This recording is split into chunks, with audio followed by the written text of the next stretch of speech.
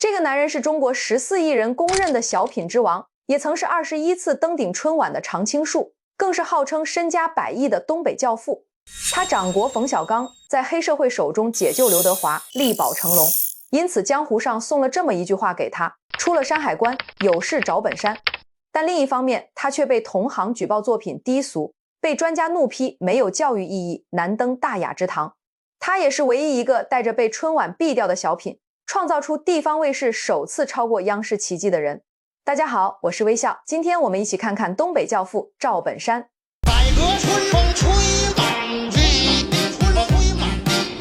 我们先聊聊上世纪50年代，这个时候新中国刚成立，过去经历战争的苦难渐渐淡去，新版人民币登上历史舞台，新疆克拉玛依油田开始发掘喷油，粮食高产社会逐渐稳定。虽然老百姓的条件依旧艰苦，可实现了第一个5年计划的我们，憧憬着美好的未来，依旧干劲十足。从古至今，在中华儿女心中，一年间最重要的日子非春节莫属，努力劳作了300多天，所有的辛苦疲累都会在这期间烟消云散。1956年，中央新闻纪录电影制片厂推出了一部纪录电影，它可以称得上是新中国最早的春节联欢晚会。晚会聚集了各界著名人士，从这时起，春晚就被中国人当作欢度春节的一种新鲜表达方式。1983年，中央电视台把春节大联欢的节目放在了当年的除夕晚上播出，这也就是第一届春晚。咱们今天视频要聊的赵本山就出生在辽宁的一个小村庄里。曾经有人这么讲，赵本山来到这世上，好像天生就是给大家送欢乐的，可很少有人清楚他童年有多苦，一路走来有多难。赵本山5岁那年，母亲就因病离开了他。8岁时，父亲带着哥哥姐姐前往黑龙江逃荒，年幼的赵本山被托付给爷爷抚养。不料没过多久，爷爷便与世长辞，成为孤儿的他只能和盲人二叔相依为命，靠着拉二胡、吹唢呐、唱小曲儿，以卖艺为生。幸好有赵本山的干妈，他才不至于饿死。当时赵本山的同学看他没饭吃，经常把自己的饭分给他。后来还带他回家，认了自己的妈妈当干妈。尽管他们家里有6个儿子，日子也很艰难，但还是接纳了赵本山。每当没饭吃的时候，这里就成了他第2个家。22岁时，家徒4壁的赵本山是村里出了名的结婚困难户。经热心人说媒，他与邻村的葛淑珍相识并结婚。婚后，赵本山拉着二胡到处演唱，葛淑珍则包揽了全部的农活和家务。两人生下1儿1女。但不幸的是，儿子是个聋哑人，同时还患有软骨症、肺气肿和心脏病，夫妻2人心痛不已。为了给儿子看病，赵本山更加卖力地演出赚钱。时间来到1982年，这个时候赵本山25岁，他在拉场戏《摔三弦》中扮演盲人张志，他模仿得惟妙惟肖，这场表演让他一举成名。他凭着从前对盲人二叔的细微观察，一出场表演就征服了所有人。逼真的表演一度让观众以为他真的是个盲人，也因这场表演被当时的观众赞誉为天下第一瞎。《摔三弦》这部戏改变了赵本山的人生轨迹，他曾坦言这个戏成就了他的一生。之后他被调入了铁岭民间艺术团，与潘长江搭档演出2人转大关灯，在东3省引起了巨大轰动。赵本山这个名字在东北地区变得家喻户晓。那时的他一心想要走出农村，渴望登上更大的舞台。就在这个时候，机会来了。就说这玩意太累了，太苦了，太苦了。1987年，赵本山遇到了他的伯乐姜昆。姜昆在一次偶然的机会下观看了他的一场演出，极力向央视导演推荐。于是赵本山顺利参加了1988年录制春晚的哈尔滨分会场演出。播出时，亲朋好友都在电视机前，但直到看到最后闪烁的雪花，也都没有看到赵本山的身影。他顿时觉得颜面尽失，也让他郁闷不已。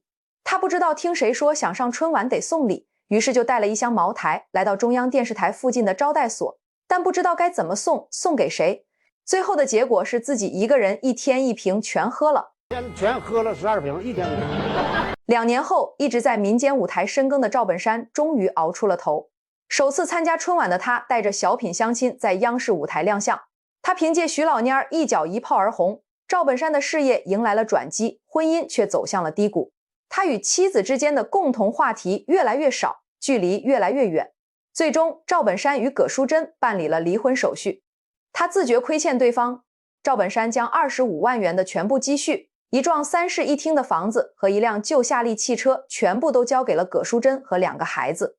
次年春节期间，赵本山在赴大庆演出途中遭遇车祸，情况危急，被送往医院抢救。赵本山也是在此期间与前来照顾他的马丽娟结缘，一来二去，2个人就有了感情，走到了一起。婚后育有1儿1女，男孩叫赵一楠，女孩叫赵嘉轩。自相亲之后，赵本山就成为了春晚的常客。他连续13年蝉联春晚语言类节目1等奖，被观众誉为小品王的他，塑造了一个又一个令人难忘的角色。从1990年到2010年这20年间，赵本山缺席春晚的次数仅仅只有1次。如果仔细盘点赵本山所有春晚作品的风格，大体上可以归纳为4种类型。他最早在春晚舞台上连续3年表演的作品，一身乡土气息的中山装，配上破旧耷拉的解放帽，让这个看着显老，实际才30出头的蔫老汉形象名声大噪。从此以后，他就再也没有摘下过这顶解放帽。1994年，赵本山缺席了春晚。这一年，他患病多年的儿子病情恶化，不幸夭折。临近春晚排练，赵本山很晚才到央视报道，被质疑是红了之后架子变大了，导演组就坚决没让他上。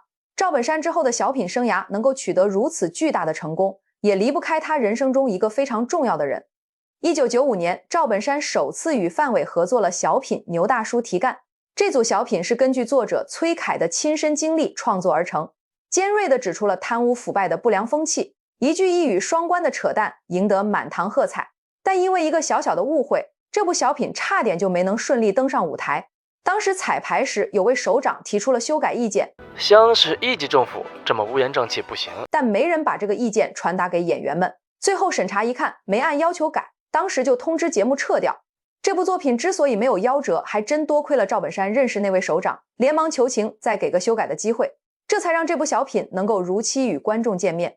而小品中最精妙的那句台词扯淡，其实在正式登台演出之前一直都没敢说出来，直到临上场前，赵本山才让道具师傅赶制了一串乒乓球来当道具。赵本山有信心，这种包袱无伤大雅，肯定不会出问题。果然，扯淡2字一出口，瞬间就点燃了全场的气氛。在1996年的主旋律小品《三鞭子》里，赵本山扮演的农民手拿红缨鞭，卖力地高声喊着口号，仿佛在与多年后同样为主旋律主题的火炬手遥相呼应。后来他尝试了唱跳 rap 红高粱模特队以及铁三角首次合作的拜年。很快，赵本山迎来了自己小品生涯最满意的作品。昨天、今天、明天是赵本山与宋丹丹的首次合作。这部作品成功向全国推出了白云与黑土2位老人形象。小品里金句频出，到现在都广为流传，羊毛成为占便宜的代名词。整部作品台词工整，句式押韵，也让赵本山老师在20年之后喜提了念诗之王这个响亮的称号。改革春风吹满地，中国人民真争气。放错了，要看这个版本。改革春风吹满地，中国人民真争气。他们后续的小品说事儿继续沿用了赵本山、宋丹丹与崔永元的访谈结构，成为了一部少见的续集作品，却依然保持了极高的艺术水准。在正式演出时，赵本山忘记了携带道具包，上台后才察觉，随后他朝宋丹丹使了个眼色，他顺势转身，很自然地走过去拿包，宋丹丹则心领神会，默契地把观众的注意力引开，所以当时谁也没留意到这个小小的插曲。1997年，成龙来北京开演唱会，顺便宣传自己的新电影。就在演唱会基本筹备就绪时，成龙突然接到一个陌生人的电话，对方自称是北京的老大臧天朔，要求成龙必须向他交保护费，否则就让他的演出无法顺利进行。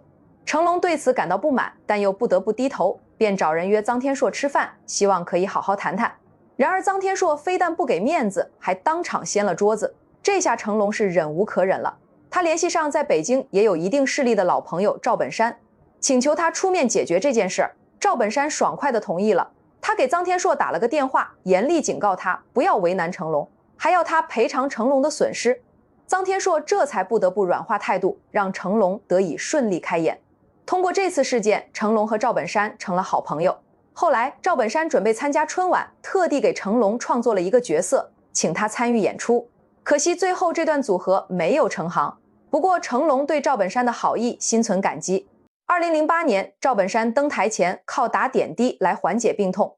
演完小品《火炬手》之后，他在后台忍不住失声痛哭。后来他在节目里也曾吐露过心声：当一个作品让你自己都觉得别扭的时候，当他让人觉得是在说教的时候，那才是最累的。他最累的小品还有三鞭子，他说说教是最累的。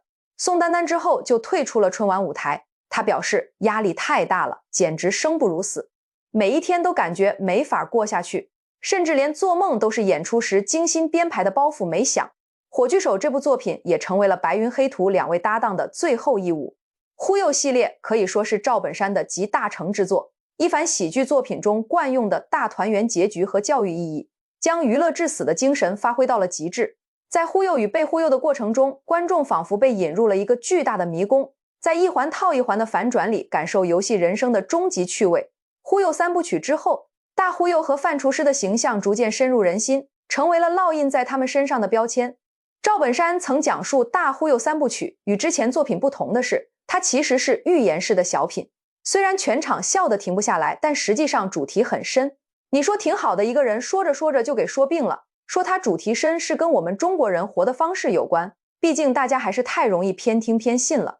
无论什么东西，只要强加给你一段时间，那就非常容易被人左右，失去自我了。2005年功夫之后，范伟直言春晚直播压力太大，上去第一句词就念错了，他不会再上春晚了。同年，高秀敏因心脏病离开人世，曾经的铁三角搭档仅剩赵本山一人。2009年，赵本山推出了小品《不差钱》，这个小品的时长达到了23分钟，它成为了春晚有史以来最长的一个小品。赵本山甘当配角，极力捧红自己的徒弟小沈阳，不负厚望，一夜之间爆红大江南北。然而，这个作品也为赵本山带来了极大的争议，有人批判他的作品内容低俗，认为其有悖道德的声音也越来越多。面对这些如潮的批评，赵本山说出了自己几十年来创作小品的唯一宗旨，那就是给观众带来快乐。如果非要追求深刻，那真的是在较劲。人们也不应该指望一个小品能够起到什么教育人的作用。一年365天，前面的日子都已经在教育中走过，最后一晚你还教育有用吗？小品最大的主题就是让老百姓快乐。赵本山坦诚不差钱是最关键的一年，因为只剩下了自己。不差钱这个小品，直到录制前12天才开始准备，之前的剧本被毙掉了，这也在赵本山的预料之中，因为他回家看望生病的孩子，错过了节目审查。在赵本山最后一个春晚小品《同桌的你》里，赵本山那段自嘲的话，现在看起来仿佛是对自己退出舞台的预言。第二年，2010年，刘德华在东北参加演唱会时，意外地遭遇了一场风波。当时，刘德华受邀参加嘉阳之夜演唱会，然而当地黑社会老大刘勇却对他非常不满，认为他在演唱会上出工不出力。于是，老大扇了刘德华一巴掌，并只给了他一半的费用。刘德华的工作团队试图离开，却当场扣押，无法走出现场。在这种情况下，刘德华只能寻求他人的帮助。他首先找到了向华强，但向华强无法提供帮助。后来他找到了任达华，任达华通过关系找到了赵本山。最终，赵本山出面解决了这个问题，帮助刘德华安全回家。从那以后，刘德华对赵本山非常尊敬。尽管关于这起事件的报道不多，但刘德华一直将赵本山视为救命恩人。2002年，由赵本山自导自演的电视剧《刘老根》在央视一套播出之后，达到了平均14%的收视率，创下了收视奇观。随后又自导了《刘老根2》、《马大帅》、《乡村爱情》等6部戏。《乡村爱情2》现象级的收视率一度超过了新闻联播。谈到《乡村爱情2》之所以获得这样的成绩，赵本山表示，首先要感谢编剧创作出这么贴近生活的剧本，同时自己与农民有着无法割舍的感情，演员们又都是从农村出来的民间艺人，才能拍出这样一个农村本土化的电视剧。马大帅进城后的悲惨命运，好似赵本山曾经卖艺为生的真实写照，而这些苦难最终通过喜剧的方式呈现，让观众啼笑皆非。这是一种高明的喜剧，也是一种高级的悲剧。马大帅的精神影响甚远。2023年现象级网剧《漫长的季节》中对马大帅近乎痴迷的致敬，也源自于导演辛爽对这部剧的崇拜。而对于赵本山而言，拍电视剧反而是自己所有工作中最轻松的一件事儿，因为回到农村让他感到无比快乐。宋丹丹曾说，只有赵本山的双脚没离过地。他从黑土地来，最终又回到了黑土地去。他永远对这片养育他的热土心怀深深的感恩。在剧组待在农村拍戏的那些日子里，他们做饭时总会给村民们也多做上一份。村民们遇到困难，赵本山也会自掏腰包帮忙解决。他打心底里希望那些生活里最需要帮助的人们能够好好珍惜今天来之不易的生活。早年间，赵本山其实也参演过不少影视剧，在自己执导的作品中也时常亲自上阵。但最令人难以忘怀的影视作品，当属张扬导演的《落叶归根》。《落叶归根》中，赵本山接地气的表演，将底层民工的无助与挣扎娓娓道来。在荒诞喜剧的闹剧之下，是数不尽的辛酸与苦楚。这部电影本来定名为《落叶》，最后导演听从了赵本山的建议，改为了《落叶归根》。落叶象征着凋零的生命，归根则指每一个生命最后都要回归故里，回到最初的归宿。而到了王家卫一代宗师的镜头下，他又变成了东之鬼丁连山，一改往常在荧幕中的农民本色，眉宇间尽显武林高手的冷静克制，粗俗的言语间暗含乱世哲学。一句有多大屁股穿多大裤，让人不得不佩服。赵本山曾说自己是吃二人转的奶水长大的，没有二人转就没有他的今天。所以在成名之后，他做的第一件事就是继承和发扬二人转。他提出了绿色二人转的计划，取其精华，去其糟粕，剔除了粗俗低劣的部分，包括脏话、黄段子、男扮女装等恶搞式的表演，让二人转走出农村，走向更广阔的舞台。同时以发扬绿色二人转为核心，赵本山杯二人转大奖赛拉开了序幕。比赛中脱颖而出的演员都被赵本山招至麾下，成立了赵家班。乡村爱情中的刘能、王小利、谢广坤、唐建军都是通过比赛顺利拜师。除此之外，还有散落江湖的各路人才都被赵本山收入门下，包括来自民间艺术团的小沈阳，后来成为导演的大鹏，还有喜剧奇才宋小宝。收徒这一行为给赵本山带来了不少争议。赵本山讲述自己这样做的原因，因为自己就是民间艺人出身，他最懂得其中的艰辛与诱惑，无论走了多远，都要记得自己来自哪里。赵本山帮助徒弟，是给更多民间艺人走向舞台的机会，同时在徒弟们身上，他也看见了曾为民间艺人的自己，他要永远记得这种状态。从喜剧大师到企业大家，赵本山生生把东北的文艺复兴开出一条喜剧之路。2007年，赵本山凭借刘老根这个知名的文化招牌，推出了刘老根大舞台，继续发扬二人转的文化。刘老根大舞台在全国各地都异常火爆，仅在2009年这一年，剧场的票房收入就突破了2亿元大关。到了2008年，赵本山又投资兴建了本山传媒基地，成功地打造了一个属于他自己和徒弟们的商业娱乐帝国。2009年5月，本山传媒与黑龙江电视台联手合作推出了全国首档电视情景栏目剧《本山快乐营》。2010年，赵本山斥资2亿元购买的本山号私人飞机引发了巨大争议。明星购买私人飞机其实并不算少数，可唯独人们无法接受的就是赵本山。那个曾经代表朴实勤奋的农民大叔，竟然也摇身一变成了遥不可及的上流人士。在那期间，赵本山一时间被推上了风口浪尖。2009年9月30日凌晨，赵本山在上海突发脑溢血，被送往医院急救。当时52岁的他已经做好了离开的准备，清醒后立马就开始交代后事。第一时间，赵本山想到的是和前妻生的大女儿，他嘱托将存折里的钱留给他，剩下的由现在的妻子来处理，并叮嘱徒弟们不要散，要一直坚持下去。好在经过治疗，赵本山痊愈出院，但这次突发意外让他第一次意识到了生命的脆弱。他开始思考，是不是该停下来休息休息了。突发疾病之前，其实早有信号。每当赵本山觉得自己作品不好的时候，他的头就开始剧烈疼痛，连续6-7天失眠，严重的时候还会全身过敏，甚至大年30的前一天还在输液。他每次都在想，下次真的不来了，可他还是不忍离开。2013年，赵本山宣布正式退出春晚舞台。最后一部春晚小品《同桌的你》，赵本山一句，此处省略1万字，留在了这个舞台。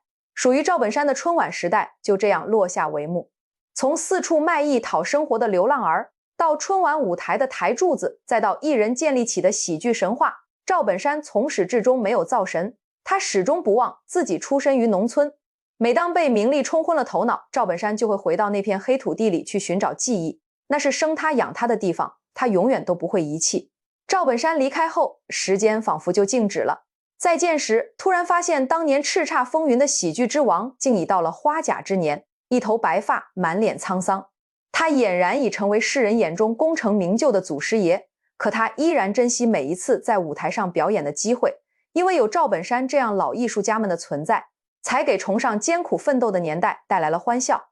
即便是赵本山已经淡出了大众的视野，可是他留下的经典作品绝对经得起时代的验证与考量。正如他所说，给大家带来快乐才是第一宗旨。或许赵本山的时代从来就没有落幕，或许他也从未离开自己的舞台，或许快乐本来就不需要什么成本。2026年，赵本山已经69岁了，人生步入老年，他说以后也不会上春晚了，把舞台留给年轻人。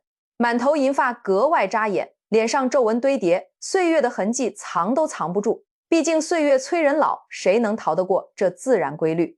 好了，本期内容到这里就结束了，我是微笑，感谢你的观看，我们下期见。